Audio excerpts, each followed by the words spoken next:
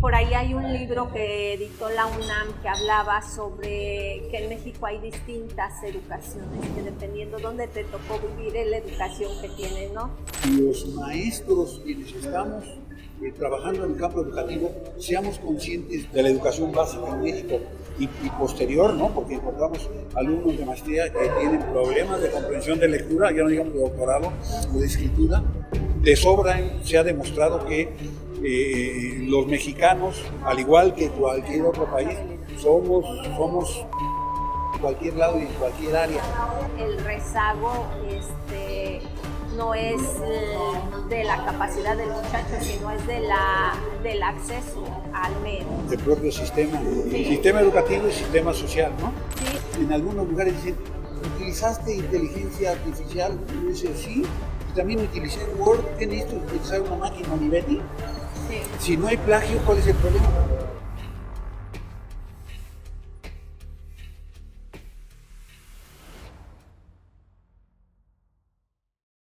Pues buenos días, amigos de Copein. Estamos el día de hoy con el doctor Armando Gómez Villalpando.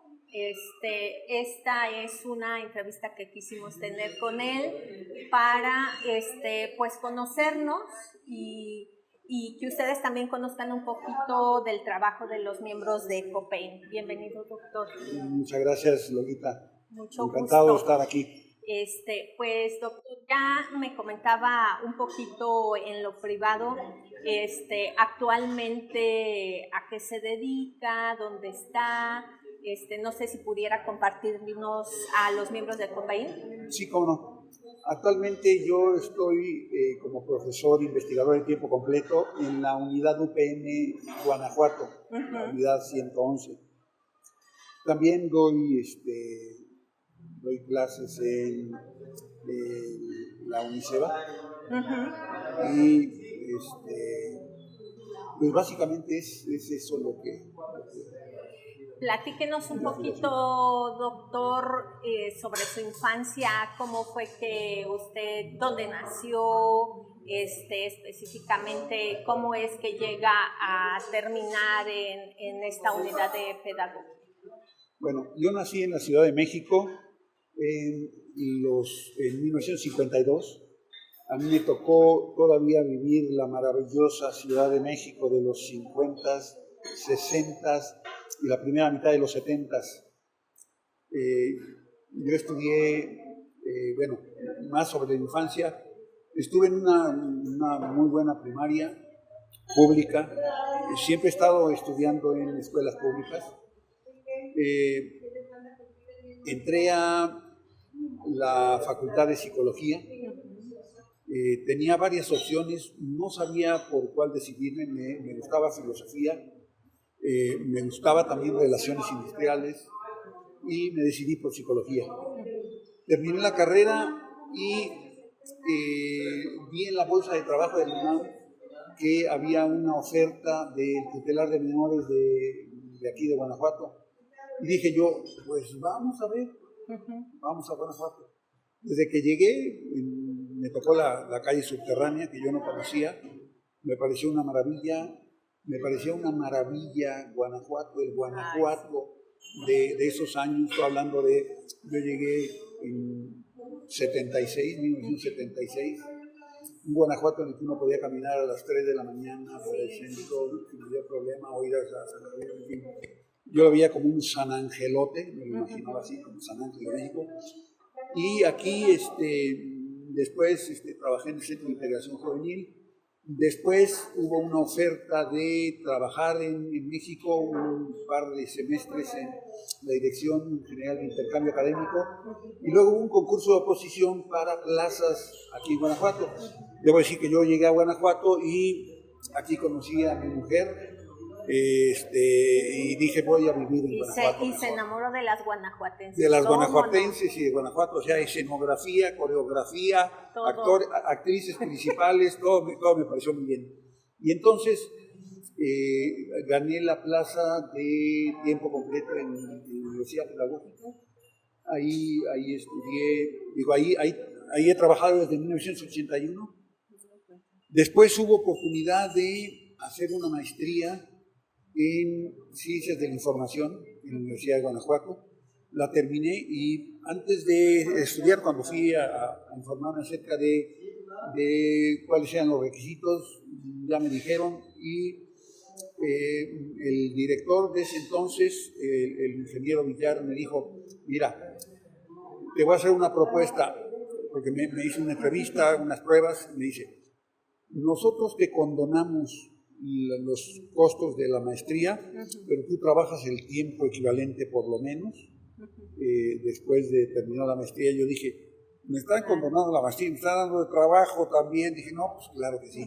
Entonces hubo un tiempo en el que trabajé tiempo completo en la UPN y medio tiempo en el programa de maestría en bibliotecología, maestría en ciencias de la información, también trabajando cosas como servicio de consulta dentro de la biblioteca.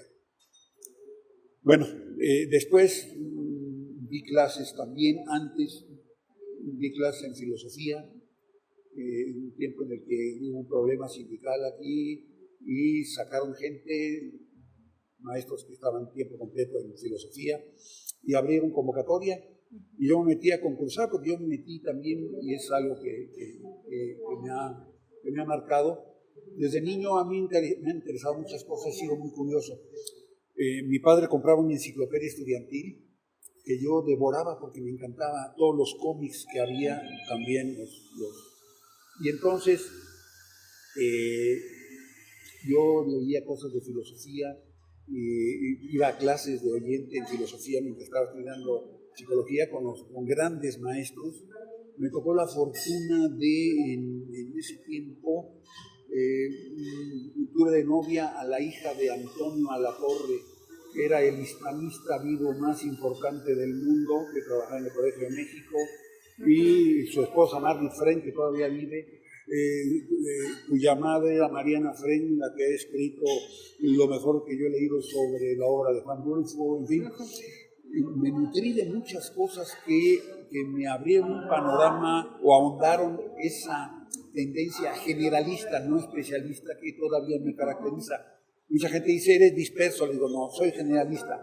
Las dos cosas. También. Se puede ver desde un u otro punto de vista.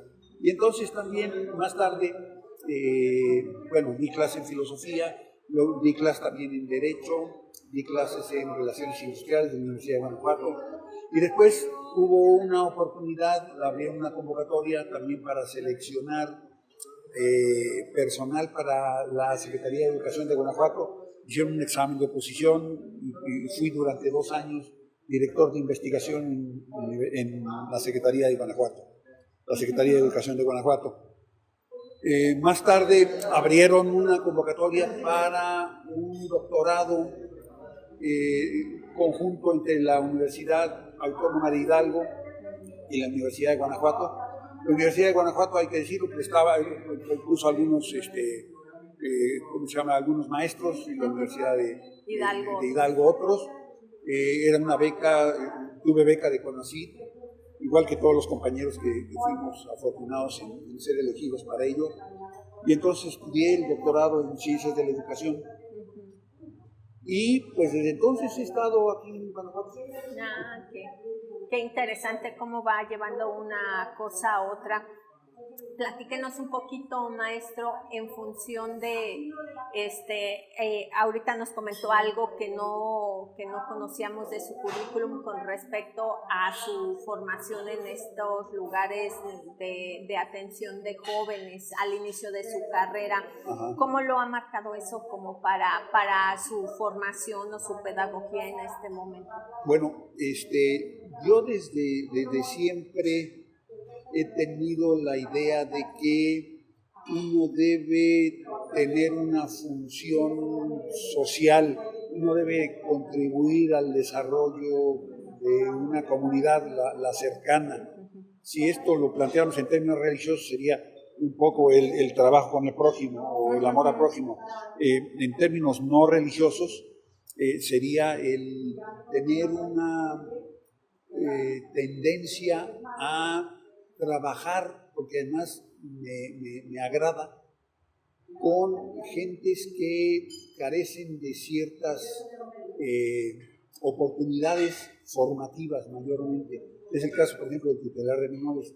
Y también es el caso de por qué estudié psicología, que tenía que ver en parte con el hecho de trabajar problemas de otras gentes o contribuir al bienestar de otras gentes, ya sea el bienestar cognitivo, en el caso de la educación, digamos así, y bueno, también emocional, ¿no? Pero en el caso de la educación, pues se centra más en el intelectual, como al aspecto emocional.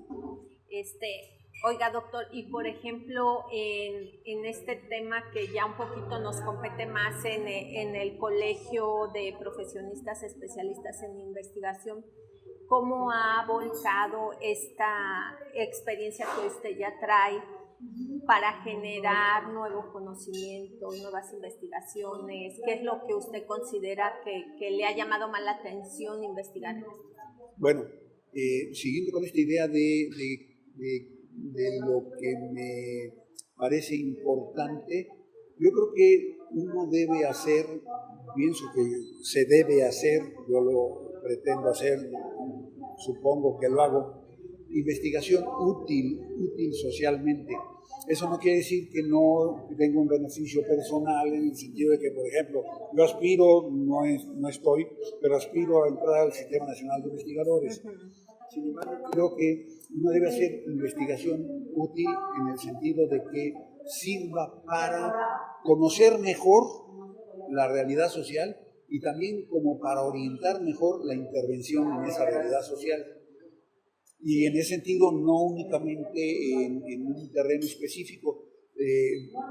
Actualmente me interesa el tema del aprendizaje organizacional, pero el aprendizaje en general. Tenemos en la UPN una licenciatura que es en intervención educativa, que debería llamarse en educación social o en educación no formal, que tendría que ver con todos los aprendizajes que deberían generarse fuera de la escuela.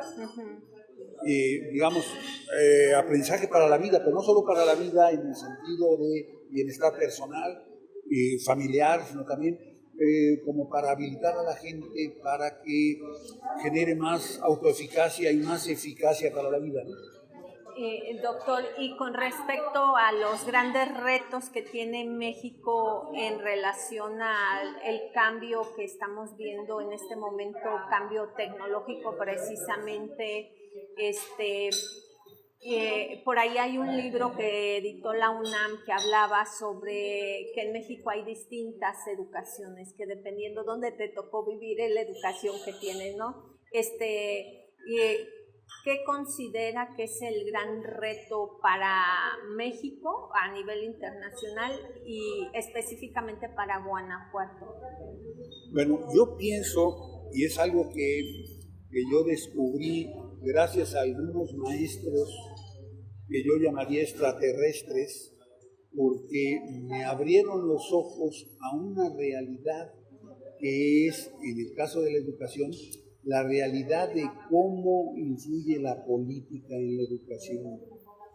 Y en ese sentido, parte de mi tesis de doctorado, que era sobre teoría de la educación, me permitió conocer autores norteamericanos principalmente, que hablaban de que se había gestado en Estados Unidos, también en México, primero en Estados Unidos, un plan de degradación educativa deliberada. Suena a los expedientes secretos de la educación, pero son. Y a mí me parece que el reto principal es que los maestros, quienes estamos trabajando en el campo educativo, seamos conscientes de que todo lo que ha sucedido como catástrofe silenciosa, diría Guevara Niebla, de la educación básica en México, y posterior, ¿no? Porque encontramos alumnos de maestría que tienen problemas de comprensión de lectura, ya no digamos de doctorado o de escritura, obedecen a esto y habría que contrarrestarlo. Y yo pienso que el reto principal es precisamente darnos cuenta de que se tiene que trabajar el rezago. Eso no quiere decir que no se siga trabajando con gentes resilientes o gentes que han tenido mejores oportunidades y se generen élites de trabajadores intelectuales en todas las ramas, capaces, que de sobra se ha demostrado que Los mexicanos, al igual que cualquier otro país, somos competitivos en cualquier lado y en cualquier área. Pero influyen cosas como estas, donde interviene mucho lo político. Los tratados de Bucareli, en parte, eran no hagan industria. Obregón firma para que lo reconozcan, no hagan industria, y dos, tampoco ciencia, o poquita. ¿Por qué? Para que nos compren a nosotros, o no te reconocemos. Si nosotros nos ponemos a ver qué pasa cuando se le da oportunidad a cualquier niño, adolescente o joven mexicano, vemos que son capaces de hacer lo mismo que cualquiera. Déjenle platico que este año hemos estado trabajando ahí en la Universidad Politécnica de Guanajuato, algo que se llama el Tour de la Ciencia, y vamos a zonas rurales y llevamos experimentos, lupas, microscopios, en mi caso inteligencia artificial, computadoras, y los niños están maravillosos con la inteligencia artificial, quieren hacer, como que ahí ve uno donde el rezago no es de la capacidad del muchacho, sino es del acceso al medio. El propio sistema educativo y sistema social, ¿no? Sí, en función de eso que usted nos comenta del sistema social. Por ejemplo, me quedó muy claro las imágenes que generan en una comunidad y en otra. Mientras unos hacen carros, voladores en nubes, etc., otros querían hacer su nombre con estilo cholo, por ejemplo, que es algo muy de su cultura o de la zona donde están viviendo. Gallos, caballos, o sea, dependiendo dónde nos tocó ir, cambiaba. Y sí eso deja como este rezago muy claro, porque como hay el que tiene acceso a la computadora, que aunque sea con 2 dedos le escribe, hay quien no sepa usarla. Entonces, o no tiene conectividad. Y aquí hay una cosa importante. Para mí, con relación al rezago, el rezago nos lleva a lo que es la ley suprema de la pedagogía para mí, que es el planteamiento de zona de desarrollo próximo de Vygotsky. Sí. Un estudiante no puede aprender algo que esté fuera de esa zona posible de aprendizaje. Entonces, si le damos cosas más arriba, es lo que sucedió, por ejemplo, yo me acuerdo en mi primaria, que a mí me daban a leer cosas el libro del buen amor, de la Silvestre de Ita, pero no me lo explicaban. Yo decía, ¿qué demonios es eso? Me podrían haber dado poemas coreanos, ¿no? O, no sé, leyendas irlandesas en galés antiguo, y hubiera sido lo mismo. Sí, porque no entiendo. Y en ese sentido, a mí me parece que cuando se trabaja así, los resultados son muy sólidos. Y quien ha puesto en ese sentido la mayor innovación de trabajo con evidencias demostradas de eficacia ha sido Gabriel Cámara, con su metodología de las comunidades de aprendizaje o el aprendizaje por cuenta propia, en el que un maestro le enseña a un alumno algo partiendo de sus conocimientos previos. Por ejemplo, leyendo El gato negro de Edgar Allan Poe, ¿de qué piensas que va a tratar este cuento? No, pues de tal cosa. A ver, velo leyendo, apunta lo que no entendiste. ¿Qué piensas que puede hacer esto? Y preguntas socráticas, en otro terreno, en otra área sería tipo coaching, ¿no? En las que se va llevando poco a poco. Pensemos en el cratilo de Platón, en el que el Sócrates le está diciendo a un esclavo, le está preguntando cosas y el esclavo llega a ver cosas de matemáticas, de geometría que podrían parecer inaccesibles para él. Volviendo al punto, si nosotros trabajamos el rezago y trabajamos primero viendo lo que es posible, como maneja ya el estudiante, decías tú, es que hay en este ambiente hay quienes quieren poner su nombre en cholo y tal. Bueno, a partir de eso, subirlos a otra cosa, es decir, espectro, ampliarles el espectro, variedad, y la escala, el nivel que vayan subiendo, ¿no? Sí, está como muy interesante. Ayer precisamente estaba redactando un artículo sobre un grupo de chat que tenemos docentes, pero de todo el mundo de habla hispana, ¿no? Hay gente de Chile, gente de Perú, mexicanos, españoles, etc. Y ahí estaba viendo el tema de la U-Learning, que decía que el contexto anteriormente era el límite físico y ahora no, ahora tienes la posibilidad de convivir digamos, si quieres, en espacios digitales o vía teléfono, etc., con realidades muy distintas a las tuyas, y creo que eso bien encaminado podría generar algo muy interesante. Sin embargo, la apropiación, y es más, de los propios profesores que estamos ahí, ha sido un interés personal, no ha sido una política pública del Estado como tal, sino es yo me intereso, yo me empiezo a vincular con personas con esas características, y es una herramienta que se está siendo desaprovechada por nosotros y aprovechadas por grupos lamentablemente delincuenciales, bla, bla, bla, que sí han sabido posicionar su marca en esos espacios, ¿no? O hasta mismos youtubers, ¿no? Que dicen, pues no estudies, a mí me va bien así, etc. En el caso de los delincuentes, no, pues conmigo vives como rey, a lo mejor pocos años, pero como rey, ¿no? Y los chicos compran esas falacias, donde no les dicen que son espejismos, porque sí, la mayoría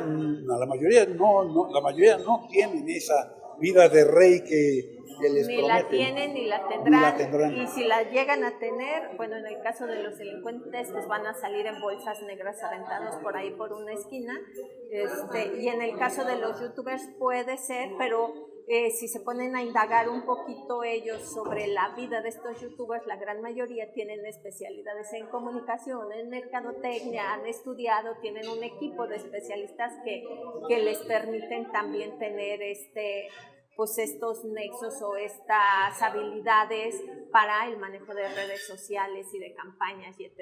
Entonces, pues está interesante esta actualización de esta, digamos, teoría de Vigo ahora con el U-Learning, porque realmente tu aprendizaje en tu comunidad puede estar en España, puede estar en muchas otras partes a través de estas posibles pues tecnologías.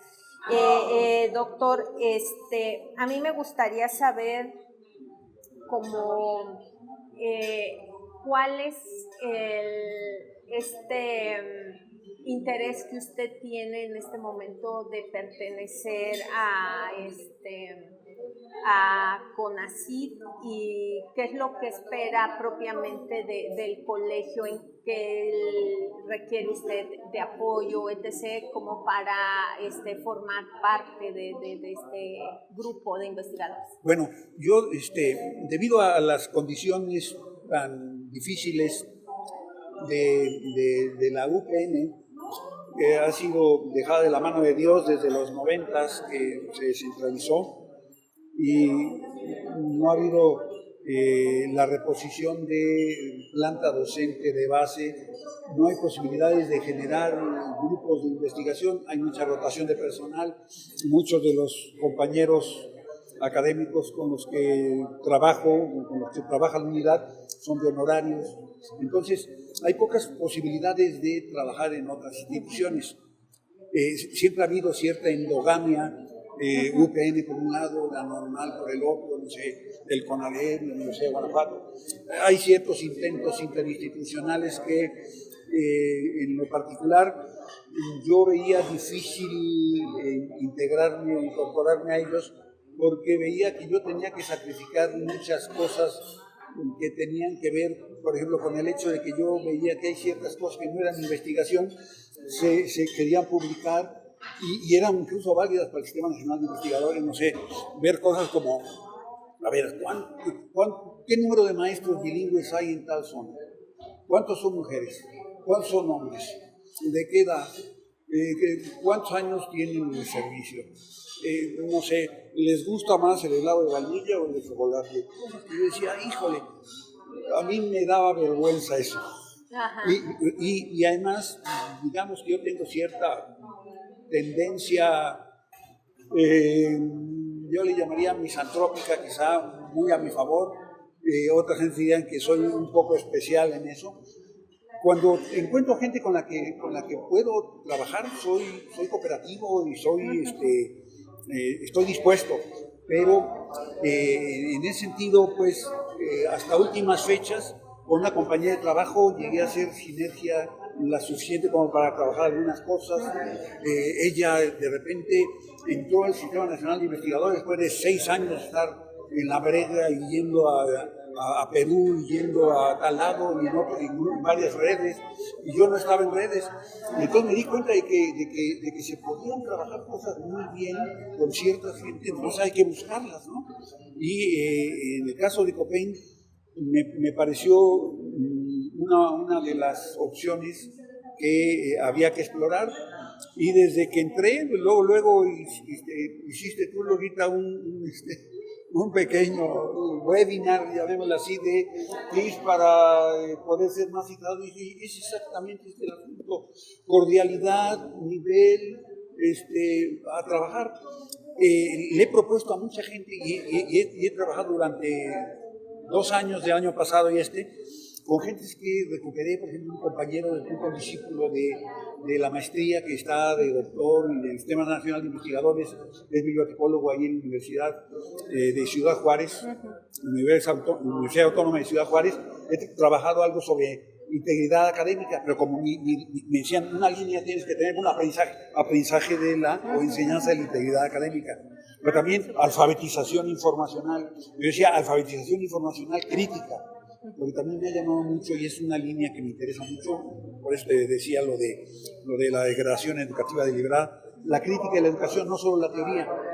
Y en ese sentido yo veo que falta un trabajo más crítico de aspectos muy tangibles. Se trabaja mucho la crítica teórica, ¿no? Y de Foucault existen 250 artículos. Sí, pero ¿qué pasa? Pero bueno, a ver, ¿qué tiene que ver Foucault con la enseñanza de las matemáticas en tercer grado en Puentecillas de Guanajuato? Sí. O no sé, en Celaya, en Roque, etcétera, ¿no? Y entonces yo veo que me ha resultado el ir generando vínculos de trabajo y en redes, y Copain me parece una opción que hasta ahorita, bueno, yo no esperaba que me fueran a entrevistar, digo, ¿por qué me van a entrevistar? Acabo de entrar. En fin, todo eso me habla de una asociación muy acogedora.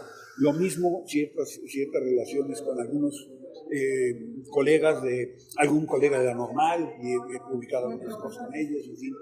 Es más o menos la idea. Sí, pues sí, doctor, y un poquito la idea, como yo le comentaba, es tener un lugar donde precisamente podamos colaborar mutuamente, sin fines políticos, sin fines a veces de intenciones, que como usted en su momento lo comentó, la educación específicamente en México y en este estado han sido secuestradas desde hace mucho por los partidos, y eso pues ha generado un cambio constante de las autoridades, de los programas, y da dificultad del seguimiento, ¿no? Entonces, la idea propiamente de nosotros es conectar con gente que tenga los mismos hobbies. Es como los que se van a correr juntos, ¿no? Pues nosotros nos vamos a investigar qué hobby tan extraño, ¿no? Pero nosotros específicamente su servidora, la doctora Vero, la doctora Nidia, que son como los pilares de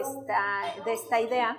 En su momento fuimos acogidos por personas muy, en mi punto de vista, dadivosos, amables. El caso de la doctora Marta Ríos, que llegué, me le paré un día y le dije, oiga doctora, fíjese que pues yo quiero saber cómo se le hace, vente a una estancia. Ese día me dijo, vente a una estancia, vas a venir aquí, tal, Ya después hicimos, digamos, que los procedimientos legales, pero sin chistarlo nos compartió mucho del por qué estamos en el Sistema Nacional de Investigadores. Ha sido por el apoyo, la enseñanza de esas personas que no nos cobraron un peso, que sin chistarlo nos dio un curso para que aprendiéramos a validar instrumentos, a hacer análisis factoriales confirmatorios, etc.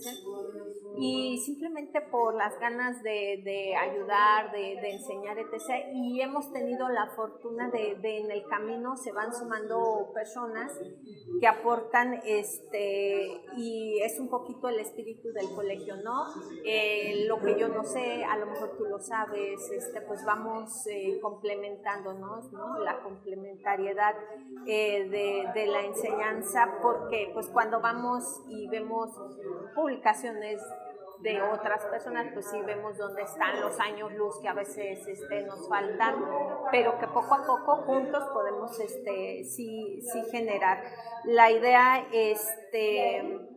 de sí tener esta tecnología. El día de hoy tuvimos la fortuna de podernos reunir, pero tenemos gente de Chile, de Colombia, que también la tecnología nos ha permitido hacer este nexo con ellos, y que pues vamos a poder pues trabajar juntos proyectos. El año pasado, por ejemplo, hace 2 años hicimos en Colombia con la Universidad Luis Amigó una investigación de cómo se enseña creatividad y emprendimiento, y un comparativo entre las prepas de allá y las prepas de acá, ¿no? ¿Cómo es que hacemos estas cosas? Entonces, sí, trabajando juntos podríamos hacer bastante. Y entre otras cosas, que hablas de la inteligencia artificial y eso, hay cosas que todavía yo no manejo, hay otras que sí. El tema de, por ejemplo, ChatGPT, y hay cosas que son extraordinariamente buenas. Aunque hay ciertas reticencias, como por ejemplo el hecho de que en algunos lugares dicen, ¿utilizaste inteligencia artificial? Y uno dice, sí, y también utilicé Word. ¿Qué necesito utilizar una máquina Olivetti? Sí. Si no hay plagio, ¿cuál es el problema? Sí, de hecho, por ejemplo, ya hay que de hecho en el siguiente curso de inteligencia artificial, investigar con inteligencia artificial, hay una propuesta de la red RAGA, que es de red del Estado abierto, de gobierno abierto, perdón, donde nos mandaron a firma el convenio de Heredia, en el cual hay algunos elementos donde pues aplauden la inteligencia artificial, el uso de tal, pero de forma ética. Entonces claro, vamos a ver un poquito al respecto de eso, y también específicamente, por ejemplo, las publicaciones de Emerald ya traen una guía de qué sí y qué no con respecto a la inteligencia artificial, y va a tener que ser así porque la inteligencia artificial llegó para quedarse. Y si nosotros seguimos en esa actitud de no querer o no permitir que los alumnos la usen, etc., les estamos coartando una competencia que sí o sí van a requerir el día que ellos se egresen, porque así va a ser, no me queda duda. Y eso tendría que ver con el hecho de que no le digamos a los alumnos, haz algo que va a ser la inteligencia artificial, que sería el equivalente del copia y pega. Sí, sí, sí. Algo más, ahora. Interprétalo, aplícalo. Exactamente. Después, a ver, contestas estas 3 preguntas, pero podría ser de manera oral, a ver si inteligencia artificial viene. Sí. No, hay muchas, por ejemplo, la inteligencia artificial te va a decir, para hacer esto necesitas A, B, C, D, E. Por ejemplo, actúa como un pastelero y dime que la receta de un pastel, te va a dar la receta, pero eso no implica que tú sepas hacer el pastel. Y realmente lo importante ahora no es el acceso a la información, sino la aplicación de la información en la vida real. Y eso es algo que tenemos que entender los maestros, que ya los exámenes de memoria, de no saques nada. Yo les decía, cuando yo trabajé algún tiempo, te decían, este es el problema, resuélvelo. No te decían, no le hables a tu compañero, no consultes en ninguna parte, no, te decían, este es el problema que estamos teniendo, solucionalo o presenta una propuesta. Jamás a mí nadie me dijo, no hables con nadie, voltea hacia el frente y escribe. No, claro, no. Claro. Entonces, es cambio, choque cultural que estamos teniendo los docentes también, pero creo y estoy segura que muchos están viéndole la parte positiva, por lo menos en este chat que le digo que tenemos con 714 docentes de todo el mundo. Todos están así súper proactivos de mira, utiliza esto, yo lo hago así, Entonces está muy interesante, pero no es mi entrevista, es la suya, doctor. Me da vuelta y ya me conoce cómo soy. A ver, doctor, un poquito retomando en términos de trascendencia,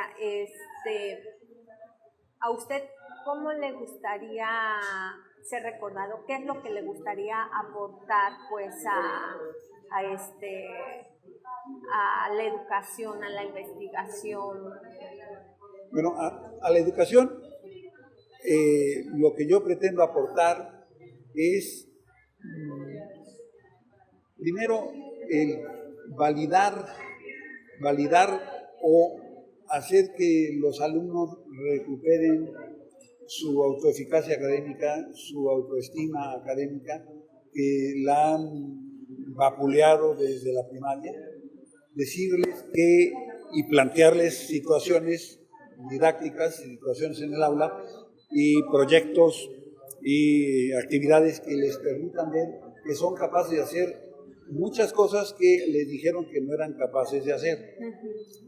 Y que es fundamental que necesiten emplear calorías, invertir esfuerzo para lograr ciertas cosas que de otro modo no van a lograr. Y eso dentro de esquemas de trabajo accesibles, pero desafiantes. Yo lo que pretendo es, digamos, alfabetizar académicamente a mis alumnos, que son los alumnos con los que trabajo, insisto, de muy bajo nivel, con muy pocos aprendizajes logrados de educación básica, de bachillerato, y con base en eso, ver de qué manera se puede lograr que ellos recuperen lo que tenían antes de entrar a la escuela. Un poco la idea de Iván Illich, lo que la escolarización les mató o marchitó. Y en el caso de la investigación, reitero mi idea de que la investigación sea útil para problemas actuales, concretos, específicos y problemas mayormente públicos, que sean también factibles de ser solucionados. Quiero decir, a mí me parece que la investigación básica, un poco bajo la idea de estas tres racionalidades de las que hablaba Giraud, eran la racionalidad instrumental o técnica, la hermenéutica y la emancipadora. Para mí la idea es que se combinen posibilidades de estas tres, que no solo sean cosas que sirvan, sino también cosas que hagan pensar o que abran panoramas, y que en ese sentido permitan generar opciones de intervención factibles, aprobar, que se vean promisorias, no recomendaciones genéricas como hay que seguir trabajando esto, ojalá y tal, que son buenos deseos, ¿no? Sino que de alguna manera no estoy en contra de la teoría, al contrario, a mí me fascina la teoría. Así como tengo una gran facilidad para comprender conceptos, tengo una dificultad suprema para entender narraciones. Yo no he terminado de leer muchas novelas, entre otras, por ejemplo, 100 años de soledad, lo pongo como parte de lo que también se les presenta a los alumnos. Ellos tienen ciertos triunfos que habría que plantear como cabezas de playa o como principios de convencimiento de que son capaces de hacer muchas cosas, que sería el equivalente de los conocimientos previos, pero en autoeficacia, ¿no? Por ejemplo, ¿no? Ahorita que decía que no se sienten capaces de, no, a lo mejor no se tienen capacidad de identificar cuál Juan están hablando en 100 años de soledad, que también es un show, pero sí se saben todos los nombres que recibe Goku en función de su transformación. O sea, yo luego voy y digo, no, es que este es el primo hermano que tiene no sé cuál poder y se lo saben a la letra, los corridos, o sea, los nombres de los artistas. Tienen la motivación suficiente, entonces la cosa es decirles, piensa en cuántas calorías has invertido en esto porque te interesó, y entonces hay que plantearles el tema de qué relación tiene lo que se va a ver en una clase con su vida, los conocimientos previos. Ya está la motivación ahí, nomás hay que activarla. No es cosa de plantear las cosas como si fuera un show. En ese sentido, la gamificación me parece que tiene esas limitaciones. No, la educación no debe ser un show. No debemos, siguiendo lo que planteabas ahorita, Lolita, goguquizar todos los contenidos, ¿no? O heidizar los contenidos, qué sé yo. Pues es un reto interesante, doctor Armando. Pues a mí no me queda más que agradecerle su tiempo. Habrá pues mucho tiempo y espacio para continuar estas charlas. La idea pues era que se conozcan, que la gente tenga posibilidad de, a través de nuestro canal de YouTube, pues conocer un poquito más de nuestros miembros, y también pues ubicarlos para algún elemento que pudieran considerar de interés, de colaboración, ¿no? Entonces, le agradezco mucho su tiempo, su disposición de atendernos, y pues seguiremos en contacto. Muchas gracias, Lolita. Yo agradezco la oportunidad de tener esta colaboración, este diálogo y de pues estar en este colegio que me parece que tiene muy, muy buenas ideas y muy buenas raíces. Gente que me parece muy valiosa, con una disposición, diría yo, hasta filantrópica, que es muy escasa. Muchas gracias. Muchas gracias, pues muchas gracias a todos.